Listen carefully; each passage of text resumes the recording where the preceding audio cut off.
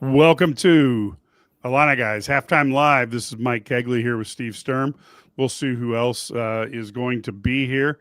Our thoughts are out to Jonathan Kerr, who is recovering from the flu.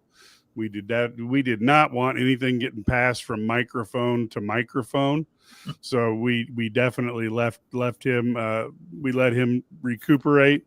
We got Kedrick Prince coming in from the Quad Cities. Illinois outgains Northwestern 200 yards to 146. Illinois got more passing yards at 112 to 72. Has the advantage in rushing yards, 88 to 74. Penalties are pretty much almost the same. Northwestern has 11 first downs to 10 for Illinois. And as we go, total plays 29 for Northwestern, 26 for Illinois. Difference looks like, Northwestern is at about 5 yards a play, and Illinois is at about 7-7. As you go down the stats in the red zone, 2 for 2 is Northwestern. 2 for 3 is Illinois. We will talk a little bit about that decision not to kick a field goal. Time of possession's nearly the same, 15:53 to 14:07 for Illinois. One turnover, which Illinois scored a touchdown off of on that deflected pass. And, one tackle for loss for Northwestern, 2 for Illinois. Steve, you talked about that decision, excuse me, to not kick a field goal, and you had some thoughts on it, some of it from understanding the kicking game. Why don't you talk about that? Yes. So, first of all, that's an NFL extra point. I think people need to understand that, those chip shots that you see on Sunday are exactly the same distance as that. Not only that, but you didn't have a swirling wind. You have wind in your face, which I realize it doesn't make things simple. And obviously footing is going to be a question mark too. I understand that. But at the same time, you got to kick that ball. David Olano is just far too good to not trust in that situation. 40 yards, maybe you want to, think twice about giving him the opportunity there. I believe that was a too conservative situation where we have a guy who you should be able to trust. Northwestern's kicker isn't even close to David Olano, and they trusted him. And I realized the wind was at his back, but we're talking about a 20-mile-an-hour wind. Like that's, any of us who've been to Memorial Stadium know that's a normal wind day in Memorial Stadium. So the wind shouldn't have been a factor. The footing, yes, is a factor, but like I said, that's a chip shot. You can do that with a one-step kick. You can punch that through with a one-step kick, or at least David Olano can. Maybe you and I can't. Yeah, but I could kick all day. I'm not getting the thing through that. There's just no way. Yeah, I mean that's the same distance kick. I'm sorry to interrupt, but that's the same distance kick as the doing on that Fox. The pre-games every Sunday, every Saturday. So, Ked, what are your thoughts seeing the first half here? I was kind of surprised by the kick. When they didn't kick it at first, I thought, okay, nobody's going to kick field goals all night because the field is that bad. That's what I thought. It was a 4th and 5. And the wind conditions like that, the weather like that, you take the 3 points because, number one, you don't get the ball coming out of the half. You take the points. So it kind of surprised me. And you're right, you have one of the best field goal kickers in all of college football. And I like the fact that they're aggressive because on the flip side, a couple of years ago, we were sitting here on these podcasts, people were being very critical of Illinois for not going forward on 4th downs in scoring situations. So I get it. But the play call I didn't really like, but it didn't happen, and I'm not upset with Barry Lundy Jr., but I would have took the points given the fact the way the snow is and the weather down there, because those 3 points could be the deciding factor of this game. Yeah, I agree with that. How about, the play of Robbie Preckle, who basically was a tight end converted to a running back. And I'll tell you what, I mean, handling the ball in this kind of circumstances, not having any fumbles, I gotta give him big props for what he's doing here in very challenging circumstances. I agree. That's been really impressive. Obviously, they knew what they're doing. They probably didn't just pick him up today and say like, "Hey, by the way, you want to play running back?" Obviously, he's had a little bit of experience there. They've been preparing for this situation.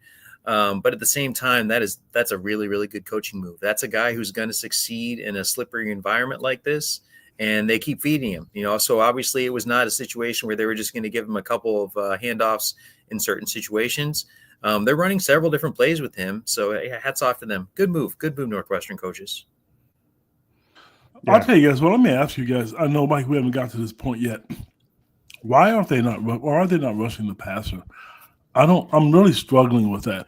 I mean, I'm all for Aaron Henry, and I know a lot of people are upset, but I'm just baffled, and I need some help, some counseling, some therapy. Steve or Mike, somebody help a brother out because I don't understand this. I really don't. Steve, I'm going to let you take the first swing on this one. All right. So the reason they're not being aggressive rushing the passer is they don't want the quarterback to go run. Yards are kind of hard to come by today, so you don't want the quarterback to go and get 6-7 easy ones, when the guys fall out of the rushing lanes, because obviously the field's slick. So, you got guys, being aggressive, trying aggressive pass rush moves are going to fall down more often. And that means that the rush lane's wide open. So if you've read my trench reports, it's something I've hammered again and again and again. Like if you don't stay in your rush lanes, especially in the Big Ten where you have a lot of mobile quarterbacks, you're asking for easy gains. Now, on say a 3rd and long, when you don't care about giving up a run like that, maybe you do go get more aggressive, blitz more, use a couple stunts and stuff like that. But yeah, for now, it's okay, Ked. I'm virtually holding your hand from Springfield. It's going to be all right with that strategy for now. I think that they might need to dial it up a little bit later when if we really, really need a stop on 3rd and long. Do you think they'll do that? That's my concern because I mean that they should do it. And there was some sarcasm in the question. And I see here old school fitness. You're right. I think they're just trying to contain. But Steve, your assessment is great. I like it. But at this point in time in the season, what do you don't want to lose a game. And you're right. And Luke Altmaier is one of those guys. You know what? He's been really dynamic with his feet as of late. I like that part of it. But second half, I'm going to tell you, I'm concerned. We knew this wasn't going to be an easy game to begin with.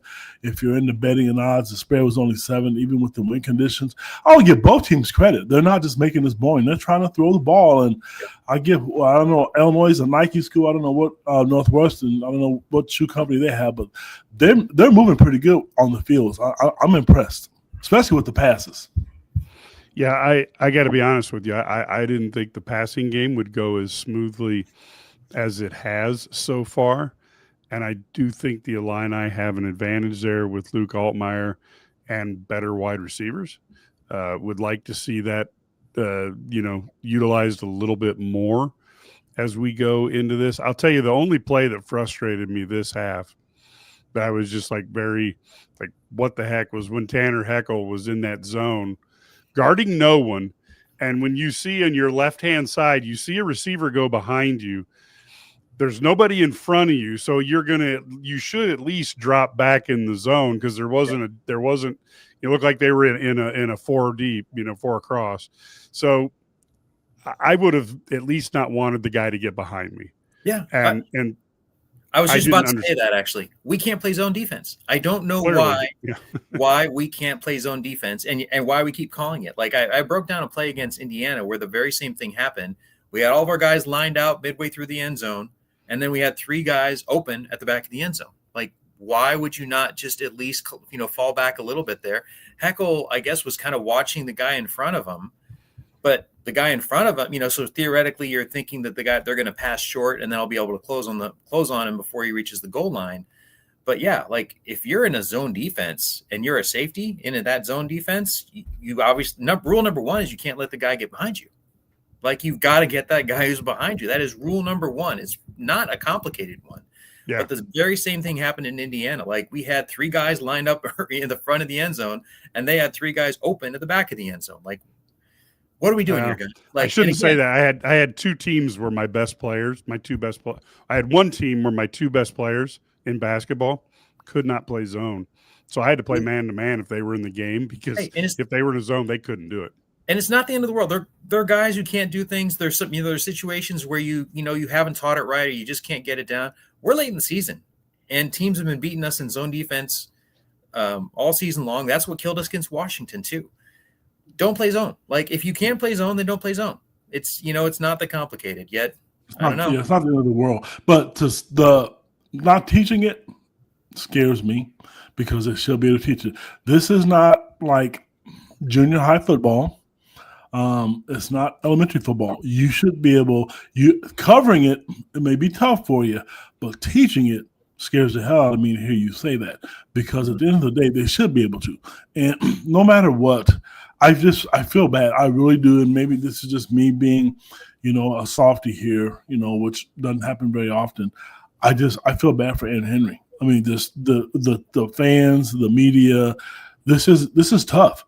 Because I'm not saying Northwestern is a barn burner, but then what really frustrated me, and I know you guys, what were you thinking when you saw the Minnesota-Wisconsin game today? Yeah.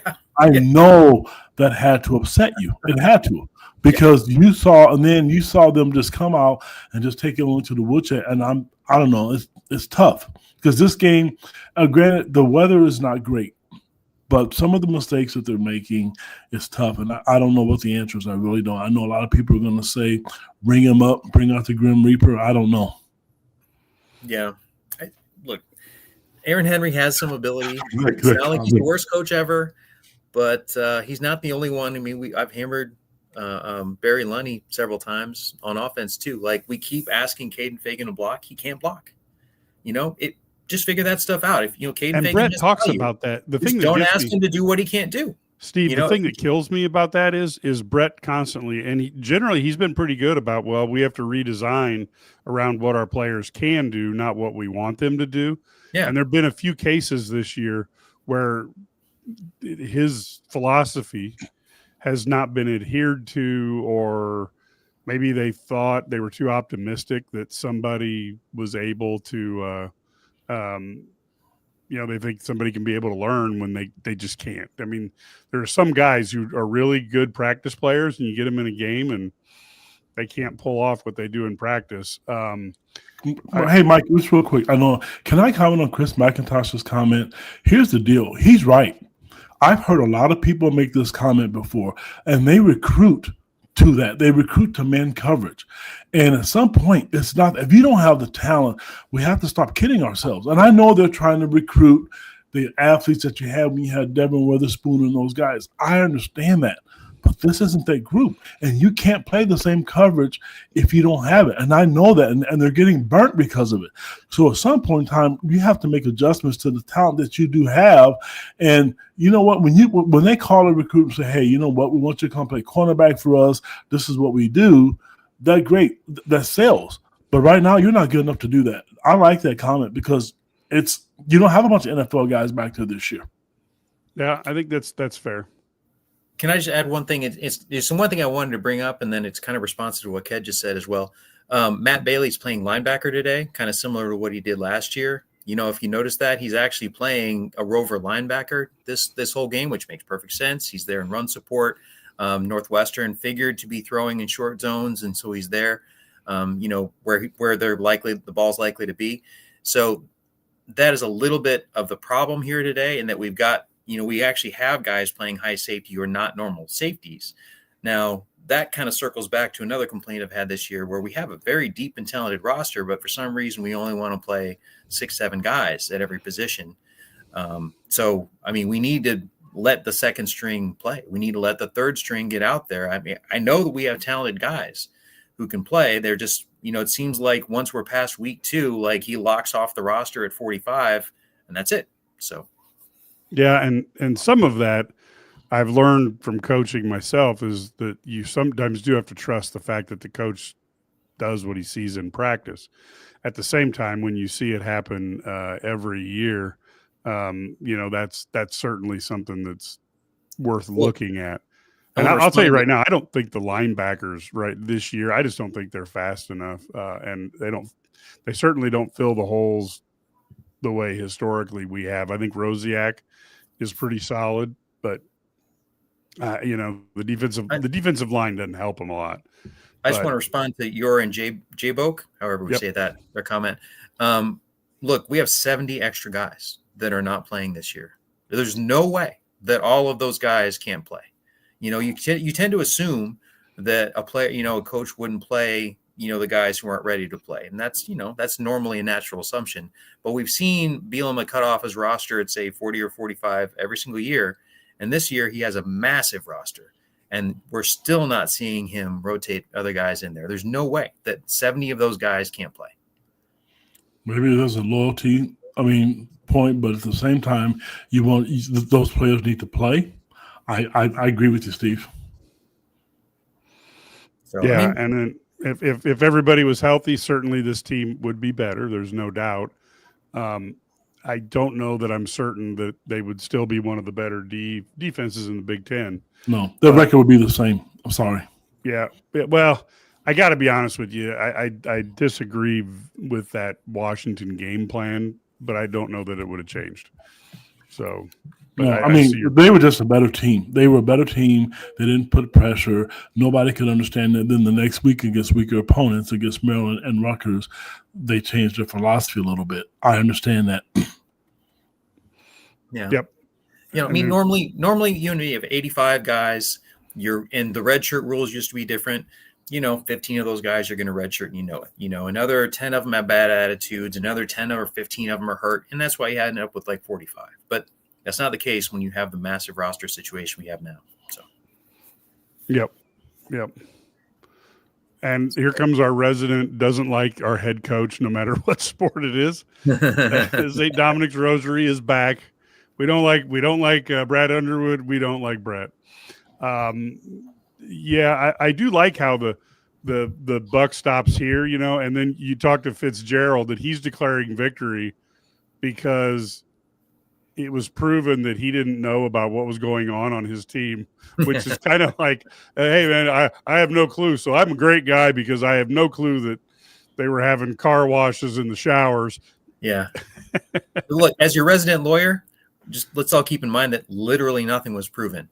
They settled, which means we agreed to not drag this out any further. We agreed not to go to court where a lot of bad things that would come out that would also hurt Northwestern just as much as him. Northwestern didn't prove anything. Fitzgerald didn't prove anything. They agreed to just take the money. But the funny thing is Fitzgerald is out there every day talking about how he didn't know about it happening. And if I'm one of the coaches or one of the ADs, there's no way I want a coach working for me that had no idea that this stuff was going on in his program. He just had to say that. I agree, but I just think what he thinks he has to say is going to make sure he's not ever going to get hired. So anyway, and then here's Whiskey plays 2 freshman linebackers. Hey, look, I'm all for. But we've got some talent on this team. Real quick, I don't want you to give it all away, but when you join IlliniGuys, Steve writes articles on everybody who commits, and he talks about what these guys are going to potentially be doing, what their potential is. We got a couple guys here that may be possibility of starters. Maybe you can kind of brush some hints, and if somebody wants a subscription, they can go in and see what you say about every person. I write an article about every single one. Sometimes there's not a whole lot to go on. I'm going to be honest. I'll scour the internet and I'm like, okay, well, that guy played 4 plays. Nathan Napick, who came in from Idaho after his brother committed last year, he played 8 plays last year, but I found 4 of them and made you a GIF on that. But all I can tell you is from that, I can look at his high school and see that he used to be 40 pounds lighter and was a pretty good athlete then. And that he seemed to at least know the place on those 8 that I found. But for the most part, I can find enough to give you at least a decent evaluation. And that's kind of why, obviously I'm not always going to be right, but that's why I feel so strongly about the second, third stringers, being able to come in and play. Because I know that Vernon Woodward can come in and play. I know that Tywan Cox can come in and play. We saw Zanai Scott come in this year and he played well, and then all of a sudden he's not on the field. And Sabor Kareem, we saw him come in and play well, and all of a sudden he's not on the field. So, I don't know why you're playing Tanner Heckle as a safety when he's more or less a corner in that situation when you have those guys. But like I said, it sure seems like they kind of only want to prepare with these guys so that they can put in a game plan. And that means that, if they don't fit the game plan, well, too bad. Those are our guys. So I wish real quick about the recruiting. You know what? One of the reasons you want to subscribe to IlliniGuys and recruiting sites, Illinois was able to land 2 outstanding junior college players on paper. We don't know what they're going to look like. We don't know if they're going to pan out. But when you look at rankings, they've done really, really well. I like the fact that they're going to junior college route. Personally, I really do. You're not going to be able to go to the transfer portal, and I don't want to use this term, but I'm going to just be blunt, and I'll pay people because I've been standing on this dance for months. Everybody has money now. So I like the junior college route. I think that's smart if you get guys that are hungry, who are talented, and who are good enough to play. And my biggest thing is in the offseason, I want to see speed. Some people want to see more size. I'm just sick of watching teams just with more speed just make Illinois look like they're standing in quicksand. That has to be addressed. Yeah, I do think one of the things that Bielema is doing with junior college, if you're good at assessing talent, you can get that talent for a lot less money than you are going to try if you're competing for a guy who's a 5-star who wanted to play more at Georgia, Ohio State, or Alabama. And so I think if you can find some players who are good, because if they're not good, it doesn't work. Mm-hmm. But if you can find some talented players and you can get them cheaper, then that's the way to go. So anyway, folks, the halftime is over now. So we are going to be back on the STL Sports Central feed after the game. Make sure you tune in. Until then, go Illini.